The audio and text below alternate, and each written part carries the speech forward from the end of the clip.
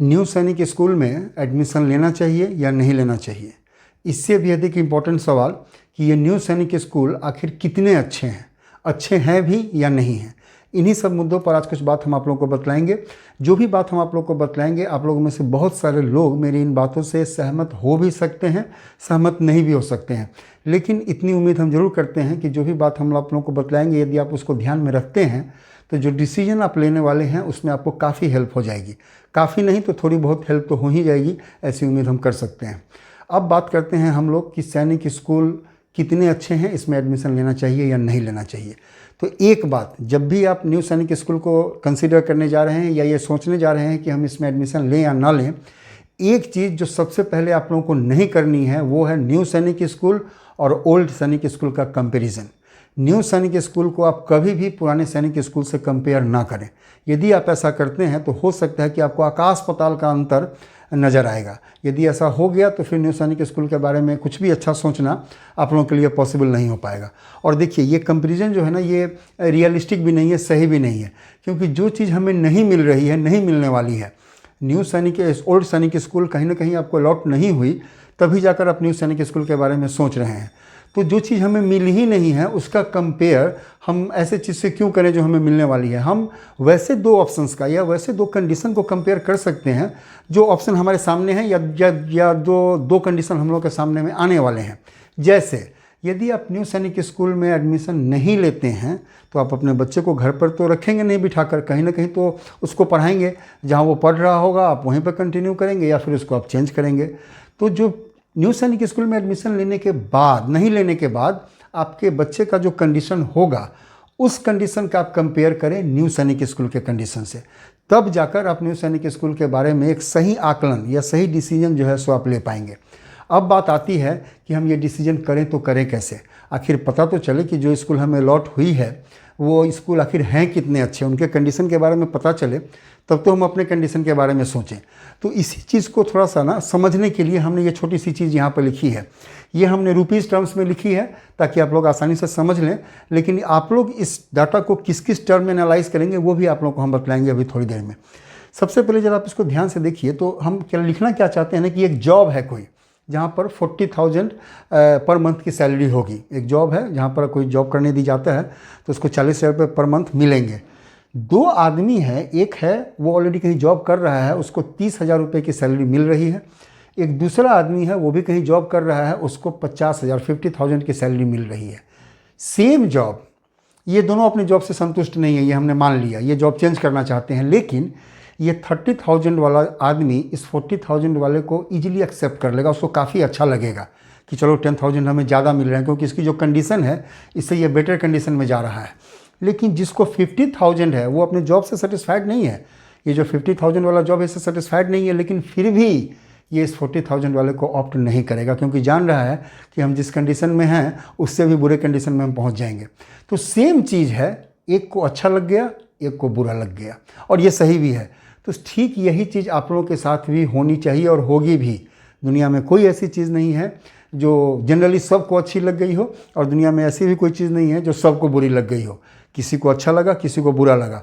और पुराने वाले सैनिक स्कूल में भी ऐसी बात नहीं है कि जितने बच्चे वहाँ जाते हैं सबके पेरेंट्स वहाँ सेटिस्फाइड ही हैं, कम ही सही, लेकिन ऐसे एग्जाम्पल्स हैं कि ओल्ड सैनिक स्कूल से भी पेरेंट्स ने अपने बच्चे को विड्रॉ कर लिया है वहाँ से, कारण जो भी हो, लेकिन कहीं ना कहीं तो कोई दिक्कत उनको नज़र आई जो उससे पुराने वाले सैनिक स्कूल से भी गार्जियन ने अपने बच्चे को निकाल लिया।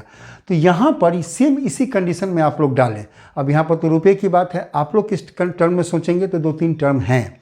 पहला, एजुकेशन पॉइंट ऑफ व्यू से सोचें।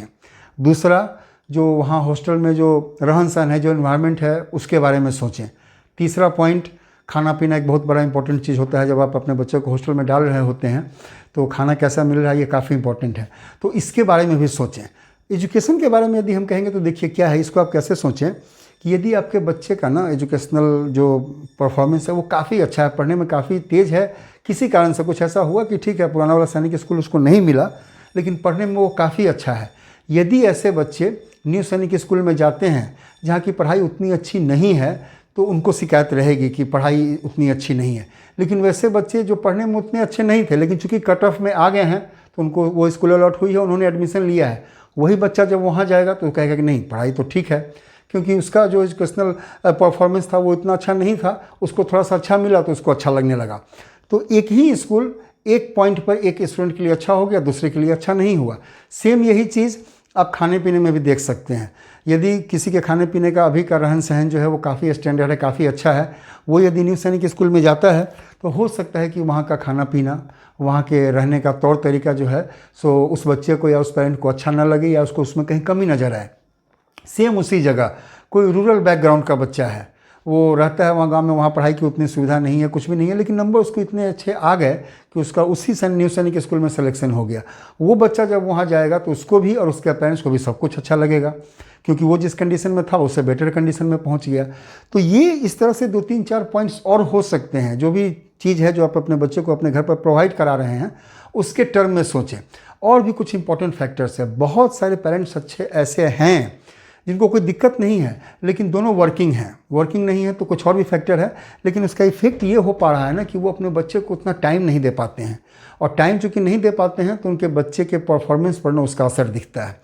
ऐसे पेरेंट्स भी निश्चित रूप से न्यू सैनिक स्कूल को कंसीडर करें, क्योंकि आप यदि अपने बच्चे को वहाँ भेजते हैं तो जो बहुत बड़ी कमी आपको अपने अभी इस कंडीशन में दिख रही है, वो जो कमी है सो उस न्यू सैनिक स्कूल में दूर हो सकती है।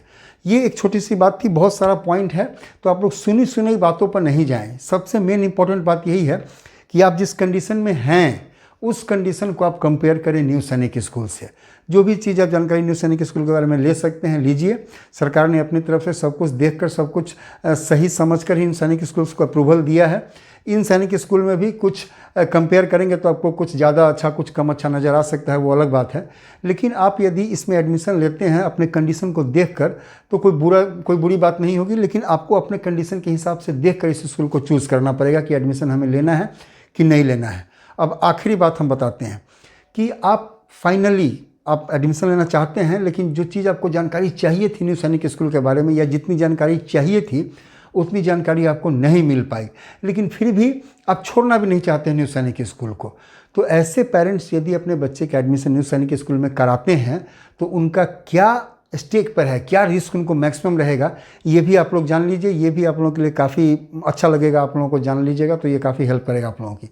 मैक्सिमम क्या हो सकता है यदि आप अपने बच्चे को एडमिशन करा ही देते हैं, कुछ कम जानकारी के होने के बावजूद भी, या कुछ रिस्क लेते हुए आप आगे बढ़ जाते हैं, यदि आप अपने बच्चों को एडमिशन करा ही देते हैं न्यू सैनिक स्कूल में, तो क्या हो सकता है।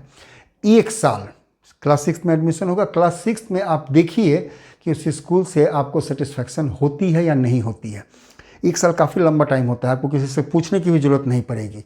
यदि आप सेटिस्फाइड होते हैं इस स्कूल से, आपने रिस्क लिया, आपने एडमिशन कराया, 1 साल में आपको सब कुछ पता चल जाएगा A to Z कि वहाँ पर क्या है, नहीं है, हमने जैसा सोचा था वैसा वो निकला कि नहीं निकला। तो आप यदि आप सेटिस्फाइड हैं कि जैसा आपने सोचा था वैसा ही है, या थोड़ी बहुत कुछ कमी है तो हम उसको ओवरलुक कर सकते हैं, कोई बात नहीं है। घर तो नहीं है तो हॉस्टल ही, तो इतनी थोड़ी बहुत कमी रहेगी तो हम इसको ओवरलुक करते हैं, बाकी चीज़ें अच्छी हैं, हम अपने बच्चे को कंटिन्यू करेंगे वहाँ पर। लेकिन 1 साल के बाद या बीच में ही आपको ऐसा लगता है कि नहीं, दिक्कत कुछ इतनी बड़ी है कि हम अपने बच्चे को वहाँ इस स्कूल में कंटिन्यू नहीं कर सकते हैं, तो आप अपने बच्चे को विड्रॉ कर लीजिए 1 साल बाद। यदि बहुत ज़्यादा टेंशन है तो आप बीच में ही विड्रॉ कर लीजिए। तो मैक्सिमम आपका जो ये जो 6th है ना, ये 1 साल स्टेक पे लग सकता है। और स्टेक पे क्या लगेगा, यदि आप 6th के बाद निकालते हैं उस स्कूल से तो 6th का TC देकर ही वो स्कूल भेजेगा। आप नेक्स्ट ईयर अपने बच्चों को 7th में एडमिशन कहीं भी दिलवा सकते हैं, या पहले जहाँ दिलवाने का सोचा था वहाँ दिलवा सकते हैं। तो ये मैक्सिमम रिस्क जो है ये यही हो सकता है कि आपको 1 साल कुछ बर्दाश्त करके उस स्कूल में आपके बच्चों को रखना पड़ सकता है। यदि आप उस स्कूल से सेटिस्फाइड नहीं होते हैं तो, सेटिस्फाइड होगा तो सो गुड सो नाइस, आप कंटिन्यू कीजिए उसको। नहीं सेटिस्फाइड होते हैं तो आप एडमिशन लीजिए। यदि थोड़ी बहुत आपको हिचक हो रही है तो, यदि आपको बहुत ज़्यादा प्रॉब्लम नज़र आ रही है तो आप उसको इग्नोर कर सकते हैं, कोई बात नहीं है। लेकिन यदि थोड़े बहुत की बात है तो आप रिस्क लेकर आगे बढ़ सकते हैं, आप उसमें एडमिशन लीजिए। जो भी सैनिक स्कूल, न्यू सैनिक स्कूल का आपको अलॉट हुआ है और 1 साल टाइम दीजिए उसको, ठीक है ना। दिक्कत आपको हो सकती है, लेकिन ऐसा कुछ नहीं है कि इतनी बड़ी दिक्कत हो जाएगी कि 2-3 महीने में ही आपको अपने कैंडिडेट को विड्रॉ करना पड़े वहाँ से। तो आप 1 साल वहाँ ये सोच कर कि हम 1 साल का रिस्क ले रहे हैं, हम अपने बच्चे को वहाँ डालते हैं।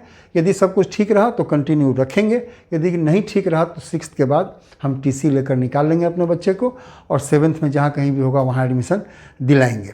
तो ये एक छोटा सा टॉपिक था। काफ़ी इस पर वीडियो बनाना हमारे लिए काफ़ी मुश्किल हो रहा था कि बोलेंगे तो क्या बोलेंगे, क्या सजेस्ट करेंगे लोगों को। लेकिन जो भी बात हमारे दिमाग में आई है वो आप लोगों को हम पिन पॉइंटेड बोल रहे हैं कि यदि जो भी चीज़ हमने, जो भी पॉइंट्स आप लोगों को हम बतला रहे हैं, यदि इन पॉइंट्स को अपने दिमाग में रखकर कुछ आप न्यू सैनिक स्कूल के बारे में पता कर पाते हैं तो आप कंपेयर कीजिए इन 2 कंडीशंस को, तो आपको न्यू सैनिक स्कूल के बारे में डिसीजन लेने में काफ़ी आसानी होगी। और यदि अल्टीमेटली आप डिसीजन नहीं ले पाते हैं और थोड़े से की झिझक रहती है तो मेरा सजेशन होगा कि आप एडमिशन लें, ये ध्यान में रखते हुए कि हम 1 साल का रिस्क ले रहे हैं मैक्सिमम। यदि सब कुछ ठीक रहा तो हम कंटिन्यू करेंगे, नहीं तो 1 साल बाद हम 6th का टीसी लेकर अपने बच्चे को निकालेंगे और फिर जहाँ 7th में उसका एडमिशन होगा वहाँ हम उसका एडमिशन करवाएंगे। तो ये एक छोटी सी बात थी जो अभी हमने आप लोगों को वीडियो में बतलाई। इससे रिलेटेड यदि कोई भी और क्वेश्चन आपके हों तो आप कमेंट में हमसे पूछें, हम निश्चित रूप से उसका जवाब देने की और उस प्रॉब्लम को सॉल्व करने की पूरी कोशिश करेंगे।